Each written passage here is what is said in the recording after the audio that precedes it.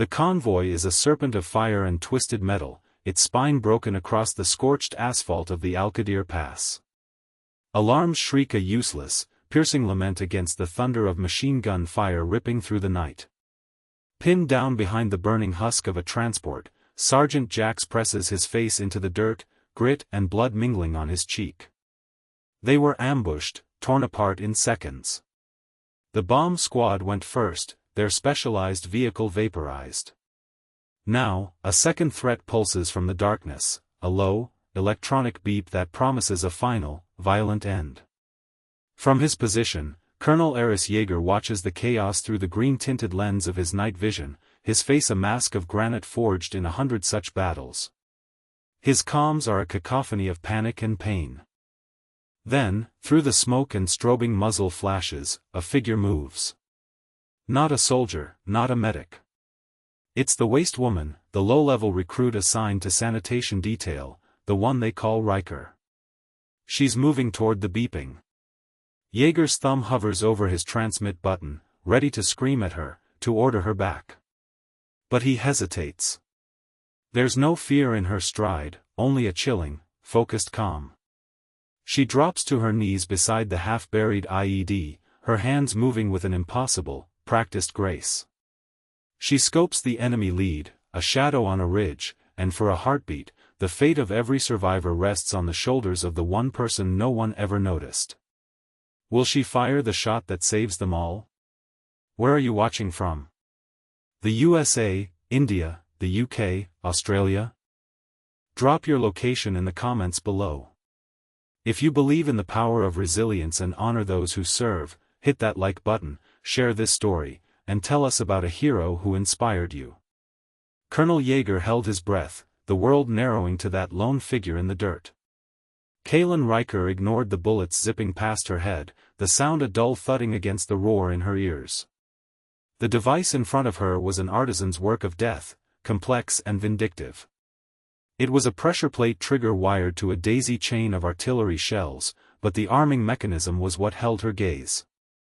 It was a dual-timer system, a signature she hadn't seen in 5 years. Not since the day her family's vehicle turned into a fireball on a road just like this one.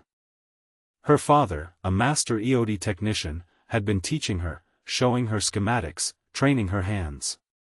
That knowledge, buried under layers of grief and trauma, now surged to the surface. She saw the redundant tripwire, a thin strand of glinting fiber optic cable the bomb squad had missed in their sweep. It was a secondary trap, designed to kill the first responders. Her hands, usually calloused from scrubbing latrines and hauling waste, became surgeons' tools. She didn't have a kit. She used the blade of her combat knife and a pair of wiring pliers scavenged from a dead soldier's belt. Yeager watched, mesmerized, as she severed the primary detonator cord with a single, precise snip. The frantic beeping ceased. A collective sigh of relief seemed to pass through the survivors, a ghostly exhale in the sudden, ringing silence. Kaylin didn't relax. She carefully unearthed the pressure plate, disengaged it, and only then did she look up, her eyes finding Yeager's in the dark. They weren't the eyes of a janitor. They were the eyes of a warrior. The next morning, the stench of burnt fuel and death still clinging to her fatigues, Kaylin stood at attention in Colonel Yeager's makeshift command tent. He circled her, his scarred face unreadable. "Riker," he said, his voice like gravel. "Your file says you're sanitation detail. Qualified for waste disposal and basic marksmanship. It says nothing about disarming a multi-stage improvised explosive device under heavy fire." Kaylin's jaw remained tight. "My father taught me, sir." He was EOD. Yeager stopped in front of her. "He's not here now." He stared at her for a long moment, a battle of wills playing out in the silence. From the tent's entrance, Major Corbin Graves scoffed, his uniform immaculate, his expression one of pure disdain. "Sir, with all due respect, she got lucky. We can't build a strategy around a janitor's lucky guess. She's a liability." Yeager's gaze didn't leave Kaylin. "Major, luck is the residue of design. I'm reassigning her. She's with Sergeant Jax's recon squad. Effective immediately, Graves' face tightened with fury. You're putting this woman on the front line. She'll get them all killed. Kaylin's hands clenched into fists at her sides, but her expression remained neutral. She could feel the weight of Graves' contempt, a familiar burden. It was the same look she'd received her whole life. Yeager turned to Graves, his eyes cold steel. That's my decision, Major. And you will afford her the same respect as any other soldier. To Kaylin, he said, don't prove him right. The dismissal was sharp, a blade's edge. She was no longer a ghost in the background, she was a target. Sergeant Jax was not pleased. He chewed on a piece of dried jerky, watching Kaylin as she cleaned a rifle she'd been issued minutes before. The rest of the squad gave her a wide berth, their whispers just loud enough for her to hear. Colonel's pet, some kind of PR stunt. Jax spat on the ground. All right, listen up, rookie. Out here, you do what I say, when I say it. You keep up, you stay quiet, and you don't touch anything that ain't yours. First sign of trouble, you hit the dirt and stay there. We're not here to babysit. Kaylin simply nodded, her movements efficient and practiced as she field-stripped the weapon. She knew the design intimately, it was the same model her father had carried. The patrol was supposed to be a simple sweep of the valley, milk run, as Jax called it. But Kaylin saw the map. She saw the route Graves had personally signed off on. It took them through a narrow canyon with high ground on both sides, a natural funnel. A perfect kill box. She said nothing, knowing her words would be dismissed. She would have to prove herself not with warnings, but with action. As they moved out, the sun beating down on the rocky terrain, she felt a cold knot tighten in her stomach. It wasn't fear. It was the chilling certainty of walking into a trap, orchestrated by one of their own. She kept her eyes on the ridges, her senses on fire, every shadow a potential threat. The silence of the canyon was heavier, more oppressive, than any explosion. It was the silence of predators waiting to strike. The first shot was a deafening crack that echoed through the canyon, kicking up a puff of dust inches from Jax's head. Then the world erupted. Heavy machine gun fire rained down from the ridges, chewing up the rocks they used for cover. It was exactly as Kaylin had foreseen. The squad was pinned, caught in a textbook L-shaped ambush. Panic began to set in, the disciplined unit fracturing under the sheer volume of incoming fire. A young private screamed as a round tore through his leg. Jax roared commands, trying to establish a base of fire, but they were hopelessly outmaneuvered. He risked a glance over his cover and saw it, the glint of a sniper scope high on the eastern ridge, the one directing the slaughter. Before he could react, Kaylin was moving. She didn't run. She flowed from one piece of cover to the next, a ghost in the crossfire. She reached the wounded private, grabbed his rifle, and checked the magazine. Her movements were economical, devoid of wasted energy. "Cover me," she yelled to Jax, her voice cutting through the din with an authority that shocked him into action. He laid down a burst of suppressive fire. Kaylin dropped into a prone position, using a small rock as a bipod. She didn't use the scope. She sighted down the barrel, her breathing slowing, the chaos around her fading into a single point of focus. She exhaled. Fired. The sniper on the ridge crumpled, his weapon tumbling down the rocks. A momentary lull fell over the battlefield. In that instant, every soldier in the squad turned to look at the waste woman, who now held the gaze of a hunter. Back at the forward operating base, the debrief was tense. Jax stood beside Kaylin, a bandage on his arm and a new expression on his face, respect. "Riker saved us," he stated, his voice flat and factual. "She identified and neutralized the enemy commander. Her actions broke the ambush." Major Graves leaned back in his chair, a smirk playing on his lips. "A lucky shot, Sergeant. Nothing more. Her recklessness could have compromised the entire squad. The intel suggested that route was clear.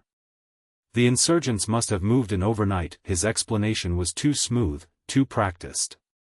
Kaelin met his gaze, her own steady and accusing. She knew he was lying. The ambush was too precise, too perfectly prepared.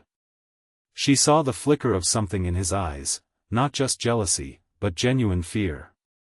He had expected them to be a body recovery mission, not a squad of survivors with a new hero. Colonel Yeager listened, his fingers steepled under his chin. He looked from Graves' smug face to Kaelin's quiet intensity. "Luck happens once, Major," Yeager said softly. "Twice is a pattern." He dismissed the squad, but held Kaelin back. "The intel for that patrol came directly from Major Graves' desk," he said, his voice low. He vouched for its accuracy. He was testing her, watching her reaction. Kaelin chose her words carefully. "The enemy knew our exact route and our numbers, sir. They weren't just waiting. They were prepared." She didn't need to say more. An open loop of suspicion now hung in the air between them, a silent acknowledgement that the greatest threat might not be on the battlefield, but within their own command structure. Yeager decided to force Graves' hand. A high-value target, a notorious bomb-maker known only as the Engineer, had been located in a fortified compound in the city's old quarter. It was a high-risk, high-reward mission, and Yeager assigned Kaelin to the 6-person strike team, placing her in charge of breaching and demolitions. The promotion was a slap in the face to Graves, who was tasked with providing the final intelligence package. "She's not qualified for this, Colonel." Graves had protested, his voice tight with rage. "This is a job for elite operators, not her." Yeager had simply stared him down. "Her qualifications speak for themselves." In the briefing room, Graves presented the intel with a veneer of professionalism, pointing to schematics of the compound. "Entry point here," he said, tapping a weak point on the western wall. "Minimal guards, direct access to the target's suspected location." Kaelin studied the blueprints, her blood running cold. She recognized the architectural style, the way the load-bearing walls were reinforced. It was a classic trap design. The weak point was a choke point, designed to funnel intruders into a central courtyard with no cover. She also noticed something else, a faint marking on the power conduit diagram that looked like a secondary circuit, independent of the main grid. "Major," she said, her voice clear and steady. "This intel is wrong. The western wall is a kill zone. The entire compound is wired." Graves laughed, a harsh, condescending sound. "And what are you basing that on, Riker? A janitor's intuition?" The rest of the team shifted uncomfortably, but years of ingrained hierarchy kept them silent. Kaelin looked to Jax, who gave a subtle, almost imperceptible nod. He trusted her. They went in through the sewers. Kaelin's revised plan was risky, but it was their only chance. She led the team through the suffocating darkness, emerging through a grate into a basement maintenance tunnel, completely bypassing Graves' designated entry point. The silence in the compound was unnatural.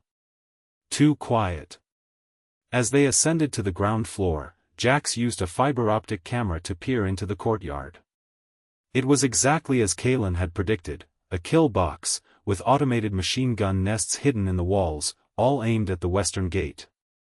The team looked at her with a new level of awe. Her intuition had just saved their lives. They found the engineer's workshop in a sub-level, a room filled with the chilling tools of his trade. But the target was gone. In his place, on a central workbench, was a massive explosive device, its digital timer already counting down from 10 minutes. A motion sensor tripped as they entered, and steel blast doors slammed shut, sealing them inside. A speaker crackled to life, and Graves' voice, distorted and triumphant, echoed through the room. "A shame, Colonel," the voice sneered, clearly part of a pre-recorded message intended for Yeager. "Your prodigy wasn't as clever as you thought." She led her team right into the fire. The comms were jammed. They were trapped. The timer clicked down, 9:47. Panic began to ripple through the team, but Kaelin's voice cut through it like a diamond. Get me tools. Jax, check the walls for structural weaknesses. Everyone else, secure the perimeter. Her command was absolute, her focus a gravitational force that pulled them all back from the edge of despair. The bomb was a nightmare. It was a custom-built device, a chaotic masterpiece of destructive genius. Kaylin's heart hammered against her ribs as she stared at the intricate web of wires and pressure plates. She recognized the design philosophy, the cruel redundancies, the signature craftsmanship. It was him. The man who built the bomb that killed her family. This wasn't just a mission anymore, it was a reckoning. The timer blinked relentlessly, 5:32. I can't bypass the timer, she muttered, her mind racing. It's hardwired to the trigger. We have to disarm the core. The core was protected by a magnetic lock connected to a dead man's switch, a pressure-sensitive handle on the side of the device. If the handle was released for even a fraction of a second, the circuit would complete. Detonation. It was a two-person job. One to hold the switch, steady and unmoving, while the other performed the delicate surgery on the wires. Any tremor, any slip, and they would be atomized. I'll do it, Jack said, his voice a low rumble. He moved to her side, his presence a solid, reassuring weight in the suffocating room. He looked her in the eye, his earlier skepticism completely gone, replaced by unwavering trust. I'm with you, Riker. To the end, she gave him a grim nod, the unspoken bond between them stronger than the steel doors that held them captive.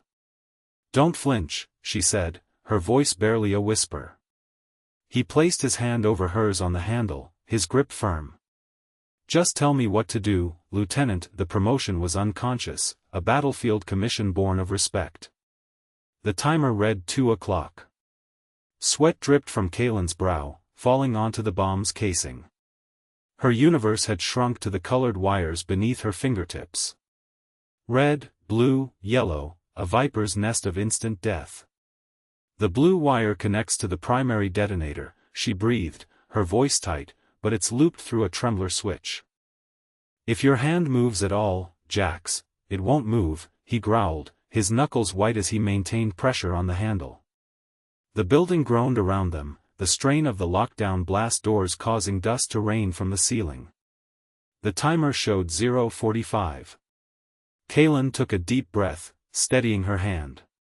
She had to cut the yellow wire first to divert the power, then the blue one within 2 seconds before the capacitor discharged.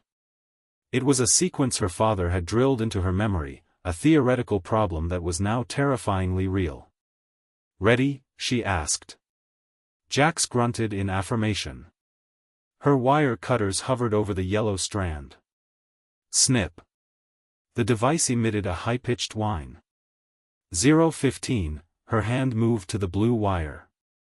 It was slick with condensation. Her heart pounded a frantic rhythm against the steady countdown of the timer. Snip. The whining stopped. The timer froze at 0:03. A profound, echoing silence filled the room. For a full 10 seconds, nobody moved, nobody breathed. Then, a collective, shuddering gasp of air. They had done it. Just as Jax released the handle, the sound of explosions from outside reached them, the blast doors being blown open. Colonel Yeager stormed in, his face etched with fury and relief, followed by a team of heavily armed soldiers. He took in the scene, the disarmed bomb, the exhausted strike team, and Kaylin, standing tall amidst the debris. His eyes found hers, and in them, she saw not the gaze of a superior officer, but the profound respect of a fellow warrior. Major Graves was already spinning his story when Yeager's convoy screeched to a halt at the command post. A catastrophic failure of leadership from Riker, he was saying into the comms, his voice filled with false grief. She walked them right into a trap, sir. I have no choice but to declare them all Kia. The tent flap flew open and Yeager entered, his boots heavy on the floorboards. Graves' face went pale. Behind Yeager stood Kaylin, Jax, and the rest of the strike team, their faces grimed with soot but their eyes burning with cold fury. You were saying, Major? Jaeger's voice was dangerously quiet. Graves stammered, his composure shattering. How? Before he could formulate a lie, Jax threw a captured radio onto the table. We pulled this from the compound, Jax snarled. It has the full recording of your transmission to the engineer. You didn't just leak the intel. You planned the whole thing. The betrayal hung in the air, thick and poisonous. Graves, cornered and exposed, made a final, desperate move. He drew his sidearm, his eyes wild with panic, swinging the barrel toward Kalen, the source of his ruin. He never had a chance to fire. In a blur of motion, Kalen closed the distance. A sharp, precise strike disarmed him, sending the pistol clattering to the floor. A second move twisted his arm behind his back, forcing him to his knees in a clean, non-lethal takedown. The fight was over before it began. As military police dragged the disgraced major away, Jaeger looked at Kalen, a deep, unshakable pride in his eyes. He unpinned the silver lieutenant's bar from his own collar and pressed it into her hand. You've earned this, he said, his voice thick with emotion. Lead them. Kalen looked at the insignia, then at the faces of her squad, her new family. The ghosts of her past were finally quiet. She was no longer a waste woman, no longer a janitor. She was a commander.